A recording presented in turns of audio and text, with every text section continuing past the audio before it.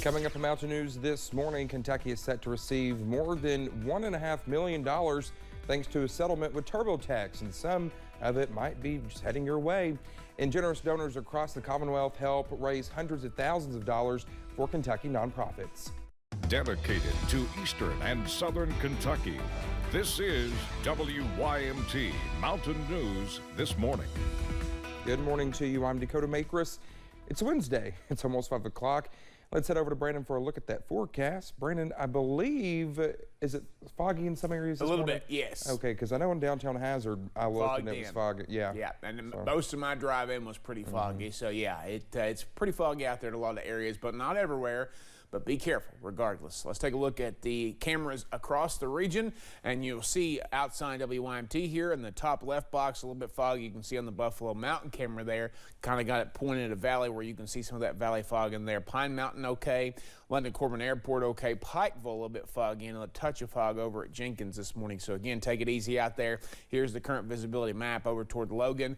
Pretty foggy over that way, Pikeville a little bit foggy over that way, and then through the Cumberland Valley from Hazard down toward I-75. So anywhere you see a number that's less than 5 on this map, that is dense fog. So you've got Hazard, you've got Logan, you've got Harlan, Jonesville, Middlesboro, Williamsburg, and Jacksboro below that number. Some basically zero visibility in spots. Temperatures a little on the cooler side this morning, not as mild as yesterday, but still 40s and 50s out there. No 60s, but close out toward Monticello, 57 right now. The north forecast is going to be a beautiful day. We're going to see sunshine. It's going to be warm. Just get outside and enjoy it. And we'll talk about those rain chances. Yes, they're coming back again at some point here in a few minutes. Dakota. All right, Brendan, thank you. In less than 1 week, votes will be counted for the primary election in Kentucky. The focus is on the Republican primary for governor, with 12 candidates fighting for the nomination. Kelly Craft, Daniel Cameron, and their supporters have been running ads against one another, while other candidates, including Ron Quarles and Alan Kegg, have been against the use of these ads. UK political science professor Dr. Stephen Voss says going negative has pros and cons. Negative advertising is effective. It has its role in politics to draw a contrast with your opposition, but you run the risk of also turning some voters off with ads that are over the top in some way, or if voters perceive it as a cheap shot. He says it makes sense for Craft and Cameron to go on the attack, but this method wouldn't work for other candidates.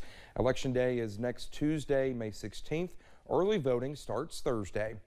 Kentucky is getting $1.6 million from a settlement with TurboTax. The company was sued for tricking people into paying for tax services that should have been free. The Attorney General's office says more than 54,000 Kentuckians will get some of the settlement. If you qualify, the Attorney General says you will get an email. Checks will arrive later this month.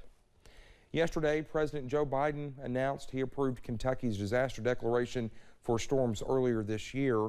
Back in February, storms caused flooding and landslides. More than 20 counties were approved for the funding. Perry County Emergency Management Director Jerry Stacy says the funding for this disaster will be used for roads damaged during the storms. The declaration that I'm aware of that we got approved for February is for public assistance.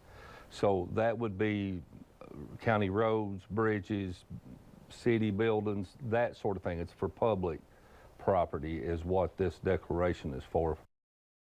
Well, in the statement, President Biden said additional changes can come if requested by impacted counties. The 11th annual Kentucky Gives Day was yesterday, with nonprofits across the Commonwealth participating in the campaign. It gave organizations the opportunity to raise as much money as possible during the 24-hour period.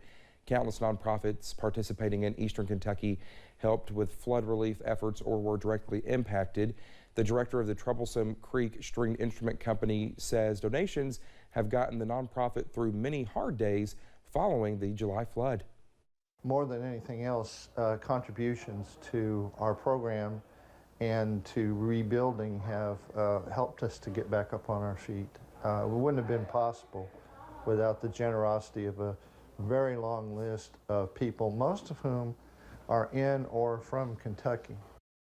The organization's programs are need-driven, and besides giving help, it needs to receive help to continue its mission. Nonprofits faced with flood-related issues are not the only ones that have hoped to receive donations.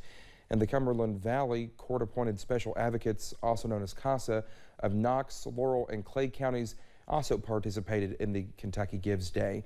It is a nonprofit advocating for children through the court system. Volunteer coordinator Rhonda Welch says continually giving is important. Federal monies have been cut toward the grants, and with regard to fundraising and donations, everybody's strapped for cash. Times are tough, businesses are strapped. Other nonprofits are always trying to get money from organizations and businesses. So it's important to give every day because that's what we operate off of. By the end of Tuesday, more than 3,500 donors across the Commonwealth helped donate more than $776,000 to 232 nonprofits participating in the Kentucky Gives Day campaign. Well, thank you so much for getting your Wednesday morning started with us here on Mountain News This Morning. Coming up next, the world of sports mourns the loss of a legendary Kentucky basketball coach who was passionate about his team and his community. And rain chances in the rearview mirror for a bit, but they'll return before you know it. I'll have the latest forecast and track some of those for you in about 3 minutes.